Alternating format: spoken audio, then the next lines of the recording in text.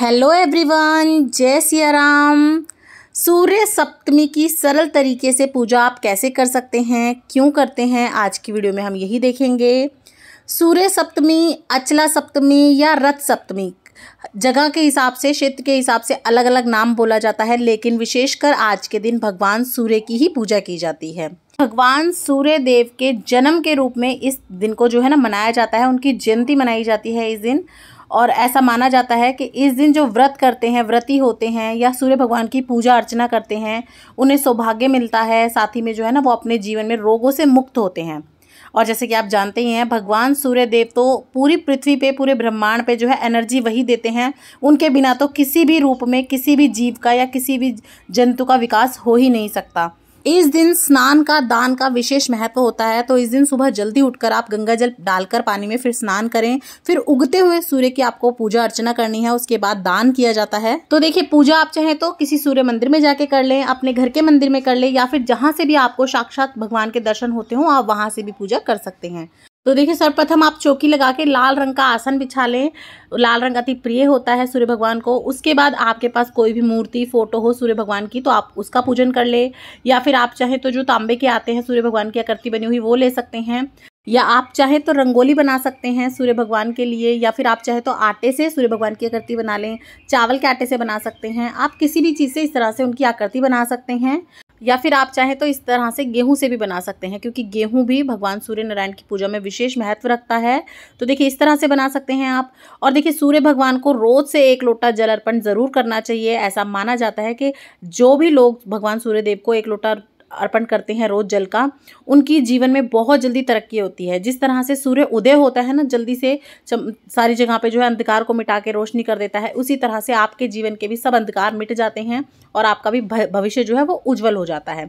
तो रोज 1 लोटा जल जरूर से दें। अपने बच्चों को भी आदत डालें, नहीं तो आप रविवार वाले दिन तो जरूर से लोटे में लाल रंग का कोई चंदन वगैरह डाल के, फूल डाल के सूर्य भगवान को अर्पित करें। और सूर्य सप्तमी वाले दिन व्रत भी रखा जाता है, तो हो सके तो आप व्रत भी रखें। और बिना नमक का व्रत ये रखा जाता है, अलूना, यानी कि नमक नहीं खाना होता है इस व्रत में। तो आप व्रत रख सकते हैं तो बहुत अच्छी बात है, नहीं तो केवल आप पूजा भी कर सकते हैं।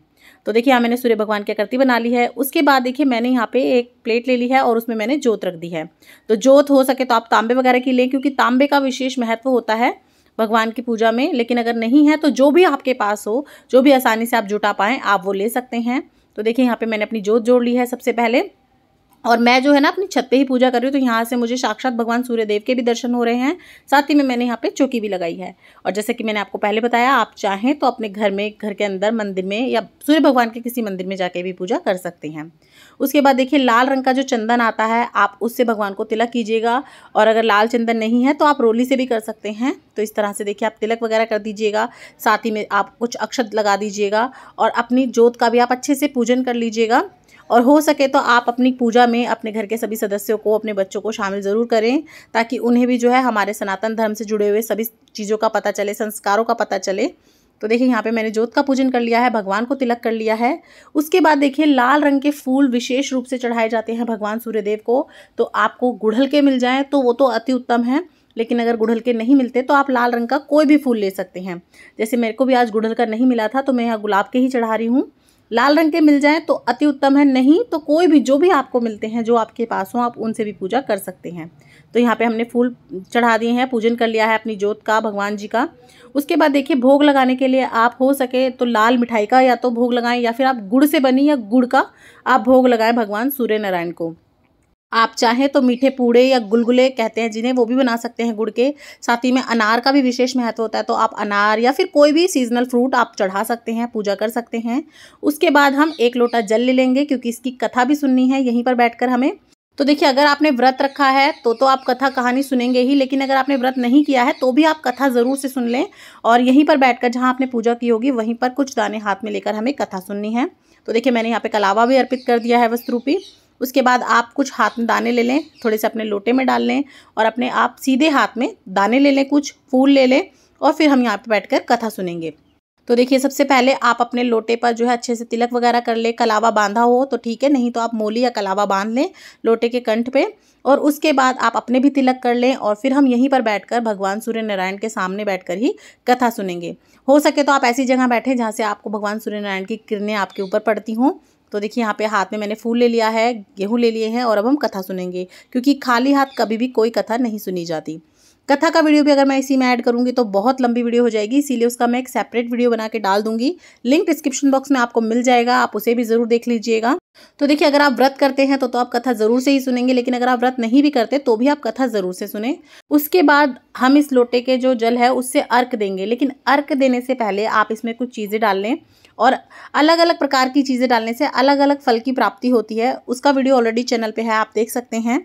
लेकिन हो सके तो आप थोड़ा सा जो है लाल चंदन, गेहूँ, चावल, जो भी आपको दाने मिले वो, और साथ में कुछ मीठा गुड़ भी डाल सकते हैं आप, या फिर आप चीनी शक्कर वगैरह भी डाल सकते हैं। उसके बाद आप लाल रंग का फूल ले लें, वो ज़रूर से अर्घ में डाल दें आप। और उसके बाद हम ये जो हमने लोटा तैयार करा है इसी से भगवान को अर्घ देंगे। आज के दिन भी देना है और रोज़ भी जब आप पूजा करते हैं तो इसी तरह से खाली जल की बजाय उसमें अगर आप थोड़ी सी चीज़ें डाल के देते हैं तो उससे जो है ना आपको अधिक फल की प्राप्ति होती है। उसके बाद आप कुछ दक्षिणा रख दें जो है अपनी पूजा में। उसके बाद आप जो है धूप दीप दिखा के भगवान का पूजन कर लें। जो हमने आकृति बनाई है उनका भी, और साथ में जो साक्षात भगवान हमें दिखाई दे रहे हैं उनको भी आप इस तरह से धूप दीप दिखा दें। उसके बाद आप हाथ जोड़ के क्षमा याचना कर लें कि हे भगवान, अगर हमसे कोई भूल चुकी हो तो हमें माफ़ कर देना, अपना बच्चा समझ के सद्बुद्धि देना, विकास करना, और साथ ही में जो है ना हमें सही मार्ग दिखाना, ताकि हम कोई भी गलती करने से बच सकें। उसके बाद ये सूर्य भगवान को हम एक लोटा जल अर्पण कर देंगे। तो जहाँ से भी आपको साक्षात भगवान के दर्शन होते हों वहाँ आप जो है इनको एक लोटा जल अर्पण कर सकते हैं।